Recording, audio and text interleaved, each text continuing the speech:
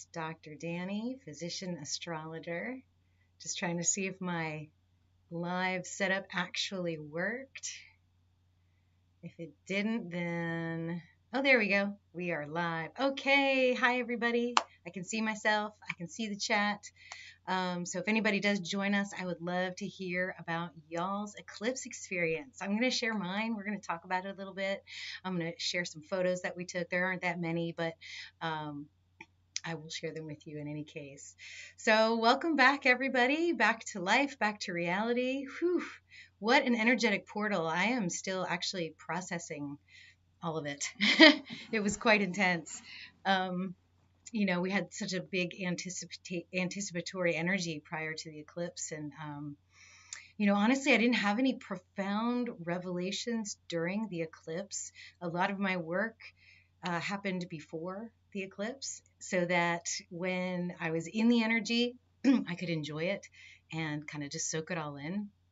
And it was funny because yesterday morning before we left our friend's house and left town, we were kind of joking around. What happens if we leave here and like everything's different? Like, because we were on a ranch and it was kind of secluded and we didn't go out the entire weekend. We just kind of stayed huddled indoors and outdoors and walked around the property and observed the eclipse. And so afterwards, it was like, are all the lights going to be red? How's it going to go? That kind of thing. So let's see. Heather Mitten says, simply beautiful. That Corona. Oh, I'm glad you got to see it too. Yeah, it was pretty good. So yeah, we left town on Saturday, got to our friend's house on Saturday afternoon. And what was so awesome is me and her, we got to spend a little bit of quality private time together, just catching up. And, I've been telling her about my astrology. She says, do my chart. I'll pay you. Just do it. So we kind of sat down and went through her chart, just real slowly, real carefully, went through some energies through her chart and then looked at the eclipse. And one of the things I noticed was that she's about the same age as me, so she's having her Chiron return as well. I said, wow, all this is in your seventh house. I wonder if there's going to be some, like old relationship wounding coming up. And it was interesting because she was like, I wonder what that is. Because her and her husband get along great. So, she was like scratching her head a little bit. And then hours after that, I kid you not, she got a text from an old friend that had ghosted her 10 years ago, more than 10 years ago. And all of a sudden it hit her. And all the memories started coming back of that relationship and how it ended. And it was sort of a weird text. It was like, it wasn't like, hey, how are you? It was like, hey, I want to buy something from you. It wasn't anything nice like what you would expect from a friend or anything like that. So she had to go through all of all that emotional stuff that went through it. It was just so interesting how her specific astrology lined up for what she was going to be feeling through the eclipse portal. Mine's in my 11th house. I'm also going through a Chiron return. So for me, it was, kind of stepping outside of the comfort zones, kind of showing people my process, letting people into my world and showing them the things that I go through without the fear of being ridiculed. And even if I do get ridiculed, then so be it. It is what it is. But Sunday, some more friends came into town and they were going to camp on the property. And then on Monday, we got up and I set up outside and, the weather was not being so nice. It was a cloudy day, you could kind of see the sun if you squinted. But fortunately, by the time we got to around 12 o'clock, 11:30, 12 o'clock, it started to clear up a little bit. There were breaks in the clouds. And so you could actually, it was better, in my opinion, to look up because you didn't really need the glasses the entire time. You could kind of move them down and look at the sky and see the sun without it hurting your eyes. And you could see the moon moving over the sun very, very, very slowly. So that started probably around 12:15. And then 11:15, we had some really nice pictures, and that's the pictures I'm going to show you guys, and then of totality. So unfortunately, my laptop camera that I set up to watch the whole thing with the film over it and the clouds, you can't see totality. So I just kind of put a little short together that's on the YouTube channel so we can look through that. And it was so amazing. When totality finally came, the ring that you see on all those pictures, that's exactly what it looked like. it got so incredibly dark. I mean, it was probably just as dusk is ending kind of darkness, like still a little bit of light, but very, very, very dark. I could not see any other planets. I was hoping to see, either Venus or Jupiter or even the comet, but didn't see any of that.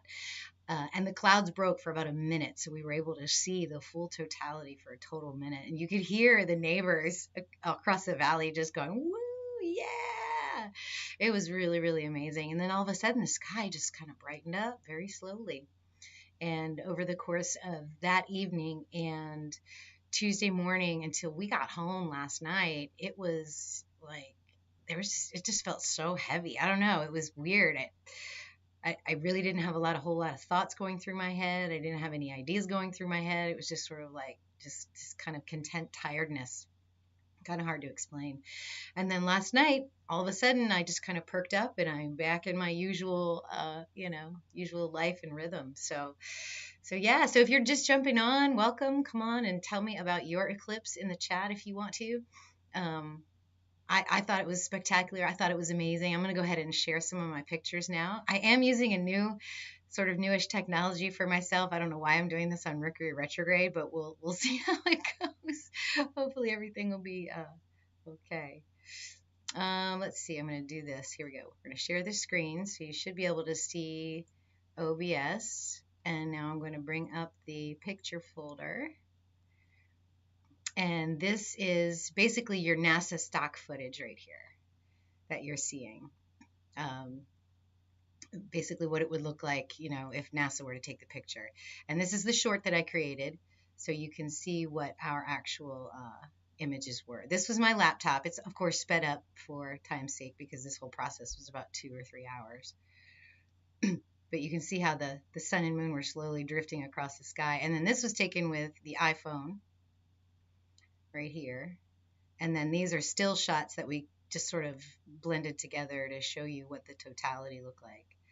And there was no filter over the camera at this point.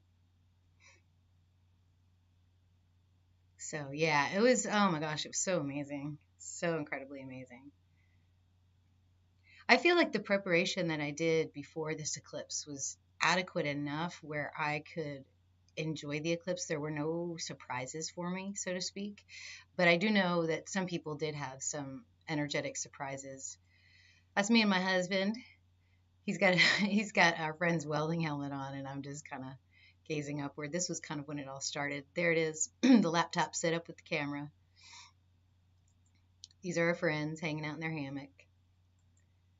And then here's a slower version of getting close to totality. So you can see how the clouds were kind of bumming us out a little bit, but still totally easy to see. It wasn't bad at all. It's really, really awesome. Here we are, getting closer and closer. And then this one's even closer. See, that's what we were looking at. That's what we were dealing with all day. There it is. Moments before totality. Just amazing. Pictures don't even do it justice. And of course, a big fat cloud. But then once that cloud drifted over, we were able to see it, and then everything got really dark. All right. So there's me. Took my hat off. There is the diamond ring view. And it's a little grainy because it's zoomed in a lot, but there you can see kind of what's in the short. And that's what we saw. Totally phenomenal. So I'm just speeding through these. All right. So I think what I'm going to do now, now that we're back, now that we have our energy back, now that the eclipse is over. Oh, this is the view from their porch, just so you guys can see where we were. It was so fantastic.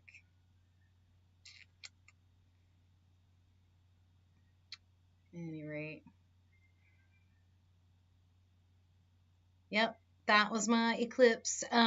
So now what I thought we'd do is, kind of come back down, come back. We have work to do. Manifestation only accumulates with inspired action. And I was also inspired to talk to you a little bit about the astrology coming up in the next couple of weeks. I think that's really important. Everyone's kind of like, okay, well, what do we do now that the eclipse is over?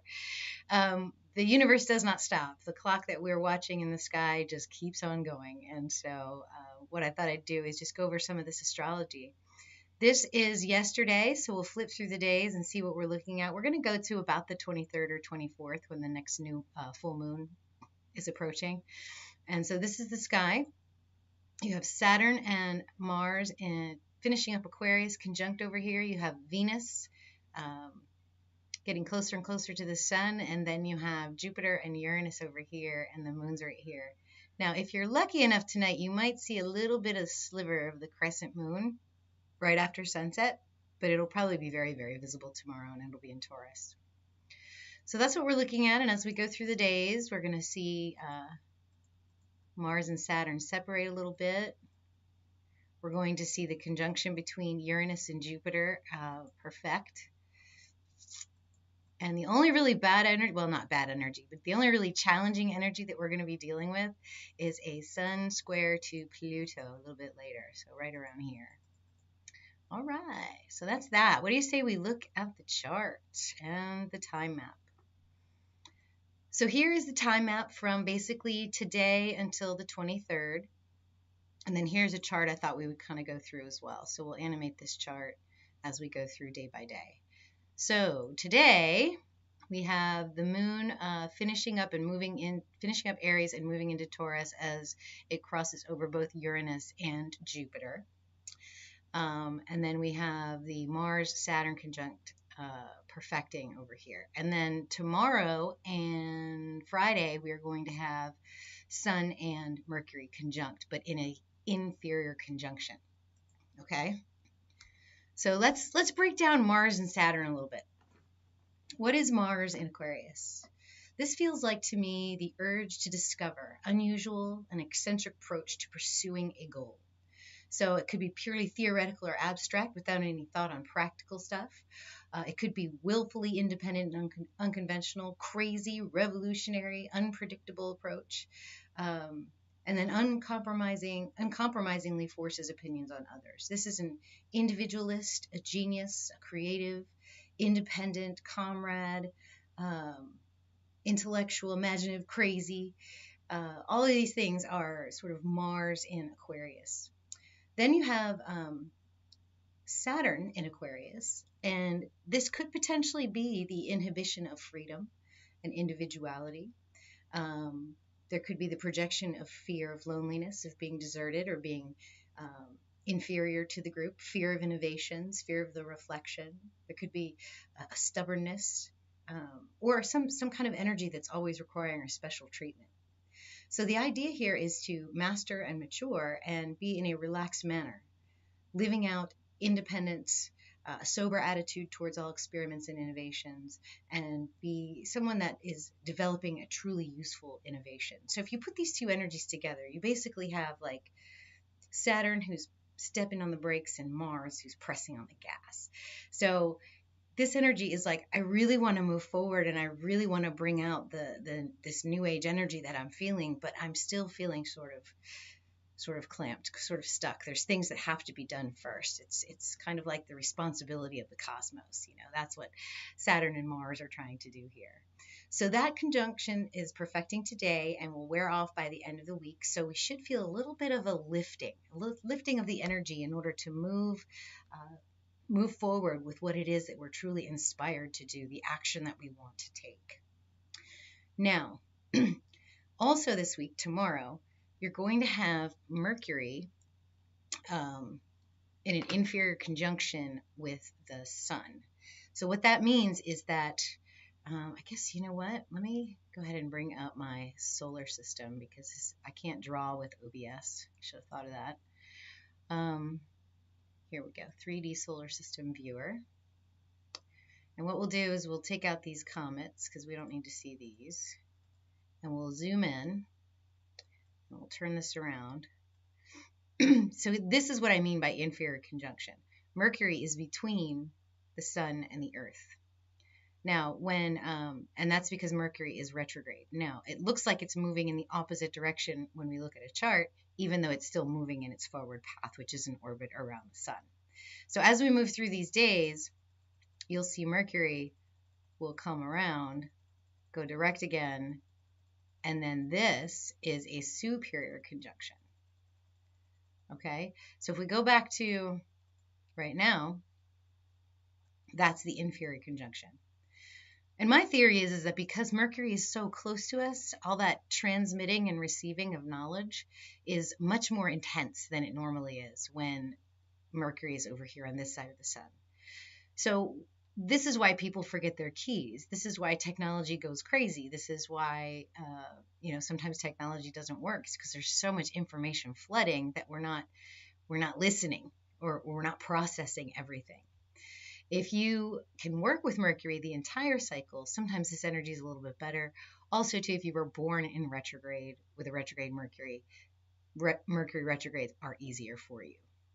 So at any rate, we've got this inferior conjunction going on. And Mercury is in Pisces. If we look at this chart right here, we're going to see Mercury's right over here in Pisces, conjunct the sun. Okay, so a Mercury in Pisces is like this emotional and nebulous component to the thinking, to the knowledge, to the transmission. There's also a lot of intuition that goes on too with Mercury in Pisces, as well as the sun. So there's like first class empathy going on here, guessing. There's a good sense of correlations. There's a telepathic energy as well. So one's mind can be flooded with fantasies. You can be easily influenced. There's also a tendency to be a little bit quirky and illusionary. So depending on what house this is in for you, depends on how you are thinking. So for example, on this particular chart, it's in the 5th house. So ideas of joy, ideas of love, ideas of romance, ideas of children, that's going to be where the Mercury is going to be most impactful. If it was in your 11th house, for example, then that would be a different kind of energy. So what you want to do is look at your natal chart in constellational astrology so that you know where Mercury retrograde is happening for you. And then you can read this a little bit better and kind of find out where that intense energy is going to hit you the most. For me, this is in my 11th house, and so it has to do with the collective. And so sometimes I'm like, are we watching a movie right now? I feel like sometimes some of the things that are reported on television and the variety shows and the things that people look at as entertaining, I'm just like, what am I watching? It doesn't make any sense to me. So, part of this whole post-eclipse energy is this even real? Like, I'm not even sure. So moving on, I think the main event of this particular 2-week transit that we're looking at is the Jupiter and Uranus conjunction that is occurring basically from the 14th all the way until about the 25th. And that's because Jupiter moves a lot slower. So if you look at this chart over here, you can see Jupiter and Uranus right here. And as we move this forward from the 14th, you can see they get closer and closer and closer. And then Jupiter overtakes Uranus, moves into Taurus. And Uranus isn't far behind. So this is like the main theme of these next 2 weeks. This is the energy that we're going to be feeling. And a lot of us are really excited about this energy because you've got Jupiter, which is the planet of expansion, optimism, abundance, faith, all these wonderful energies that just sort of pretend fame and fortune in one's chart, combined with Uranus, who is the cosmic transmitter. So if you think of Mercury sort of as the local transmitter of knowledge, Uranus is out there in the cosmos, just with those antennae just sticking straight out, bringing in that cosmic wisdom. Uranus is about metamorphosis. He's about rebellion. He's about change. And change for just the sake of change sometimes. Is there a different way to do it? He's always looking at. I mean, if you look at the way he orbits, he'll start straight up and down, but then his what do you call it, rotational spin is sideways. So Earth is not straight up and down, it's about 23 degrees. Venus is straight up and down, and Uranus is right on the side. So he's kind of, spinning around the solar system sideways. Very unique. And then you have the combination of those two in Aries. So Jupiter in Aries is personal freedom and self-assertion, the advocate of faith and values. They usually won't put up with anything that goes against their sort of underlying core tenets, and they will stand up for themselves. This is a very courageous energy. It's committed to championing the values and the ideas of freedom and a personal dignity as well. And then Jupiter in Aries is like just a natural leader through conviction. And then Uranus in Aries is freedom of the will and freedom to conquer new territory. And so you put them together and you get the ideal of freedom, sudden growth, good and surprising realizations, trust in the future, strokes of luck, ideals of freedom, the individual meaning of life, free spirit, spontaneity, just all kinds of just really, really nice energy there. And I think for us as a collective, it's about like the metamorphosis of the unique individual self, finally being brave enough to step forward and to ground that into reality, which is what that energy is going to be when it moves into Taurus. We're going to be grounding it. I think it's going to be a really, really, really nice time for the collective in general. Now, depending on what house this is for you, so for example, I think for me, it's in my 12th house.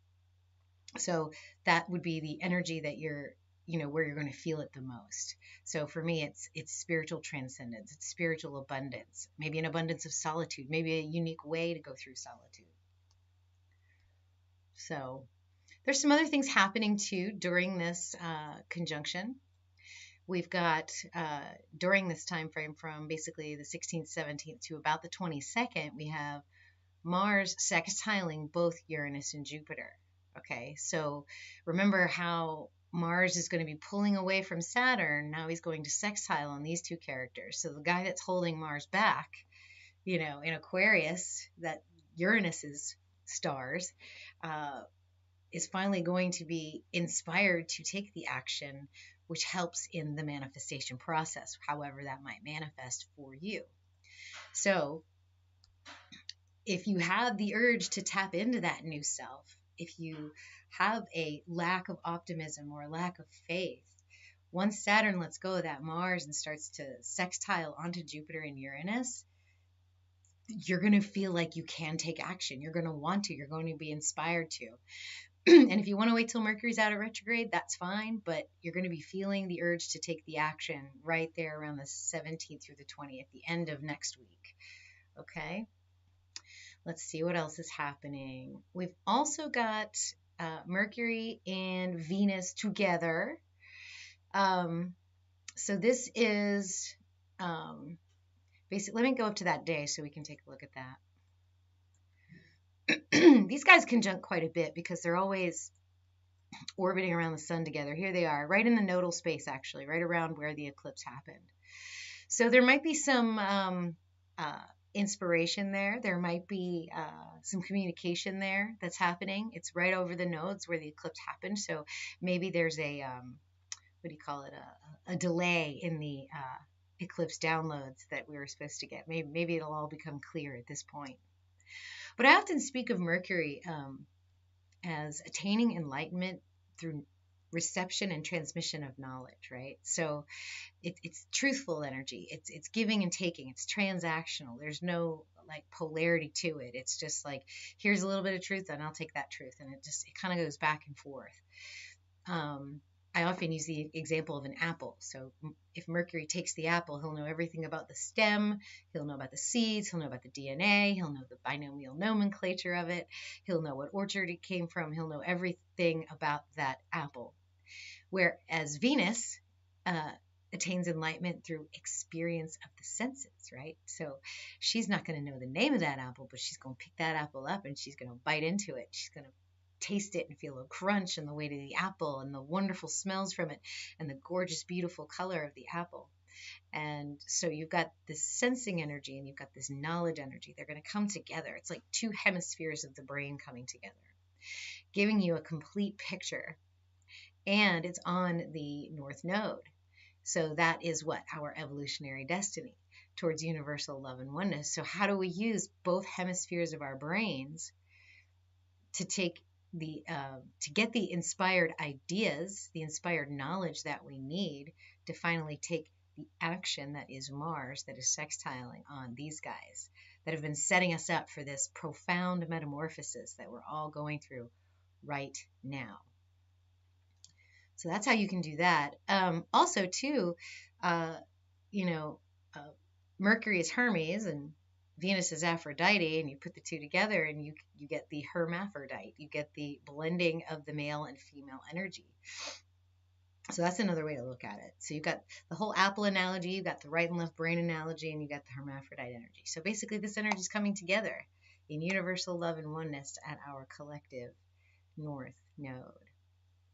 So, okay, it looks like we have a few more watching. That's pretty cool. If you guys want to tell me about your eclipse in the chat, I would love to hear about it. We can call you out, talk about it.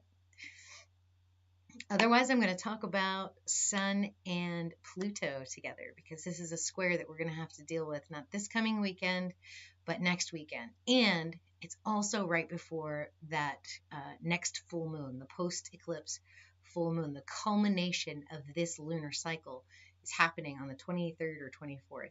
They're actually calling this moon the pink moon. So I think it's going to be intense for some of us.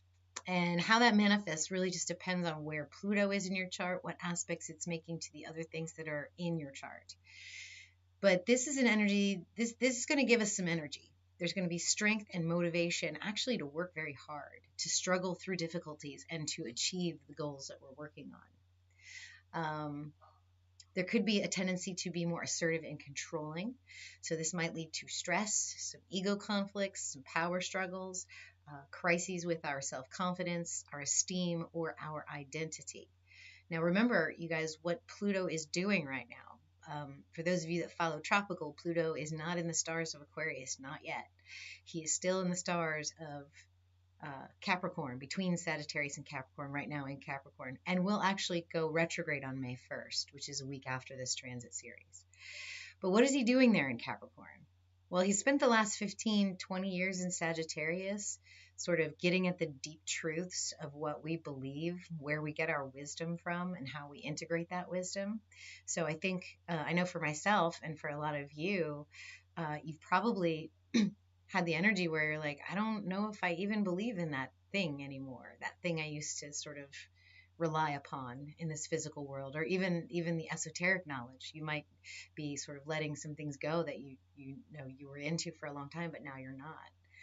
And so what Pluto does as he goes through Capricorn is necessarily because those perspectives have changed within us as a collective and individually, the structures that are built and surrounding those old perspectives are going to change as well. So structures that we relied on, government, healthcare, school, things like that, those are all going to necessarily dissolve and become something else. And so there might be some struggle with that. There might be some tension with that in how we express ourselves, because this is right before the sun moves into that Aries, into that new beginning. And so there's going to be some things that are falling away from us before we begin that new journey through the zodiac. So there might be some deeply buried psychological issues that are coming up. Fear of death, losing control, being persecuted. These are really, really profoundly rooted fears. They could be potentially past life related. They could relate to more recent brushes with the dark side of life, such as addiction, spiritual warfare, those kind of things. In relationships, like if this is in your 7th house, for example, there might be some manipulation, jealousy, domination, spying. There could be some ruthless, compulsive behavior going on. So, all in all, this is a challenge to release things that we feel like they're not working. The best thing to do is just kind of release and let Pluto do its job. So, an increased awareness here will help you deal with any addictions, fears, obsessions that you might be having that might be controlling you in a way that they need to be let go of. So, yeah, so this could be a transformation through this type of process, and a rebirth that frees you from the depths of pain and suffering. You guys, we're about to go deep onto Pluto. I am doing a class on the 23rd. I left some links in the comments. If you guys are interested at all in doing that, you can check that class out. I'm looking at Stephen Forrest's book, where he takes Pluto through the houses. He basically writes, 3 to 4 pages on one house. And so what I'm going to do is go through that book, and I'm going to distill the information, because what he does is he talks about how terrible Pluto is. And then he talks about the magic behind it, the fire behind it, the passion behind it, and how you can use Pluto in your life to actually perform some really amazing alchemy. So, and then on the 23rd is the pink full moon. So we'll have a separate report for that. I may collaborate with someone to do that as well. And then on the 25th, Mercury stations direct again. So we'll have culminated this eclipse cycle with that full moon. Mercury will be going direct. Uranus and Jupiter are going to move in, conjunct into the constellation of Taurus. The sun's going to move into Aries. There's a lot of good energy coming up, but we do have to watch that square with Pluto. So, all right. Well, hopefully people will get this in the replay. Please type out your eclipse experience in the comments. I would love to hear what you guys felt, how it went for you, what you're feeling now. Just a couple of announcements before I sign off. I do have a new reading. If you guys like that kind of reading where we go through it one by one, I can do that with your natal chart as well. And I want to do a 3-month reading for you. So basically what we'll do is we'll go through all the energies, very detailed, freakishly accurate, and I'll get you ready for what's coming. So in the next 3 months, you'll have the energies that are coming at you and how they relate to your natal chart. So I'll leave a link for that below as well. And then if you like this video, please thumbs up, subscribe if you're lurking, and then join the Fellowship of 13 Signs over on Facebook. That's where I do most of my announcements, and I post almost every day over there. So I thank y'all that came and watched me live. I really appreciate this. We're going to try this every so often just to see if we can get more of a community going on. I want you guys to, talk to me and ask me questions and use me as a resource. Oh, and I almost forgot to tell you, if you want a nice, in-depth, detailed analysis of Jupiter and Uranus, go to my friend's One Sky Astrology and check that out. Him and my friend Maria, they did a little sit-down for about an hour and analyzed everything. So if you guys want to check that out, I highly recommend that video. That was amazing. All right. Well, I guess I'll see you guys later. Thanks so much for joining me. Namaste, my friends.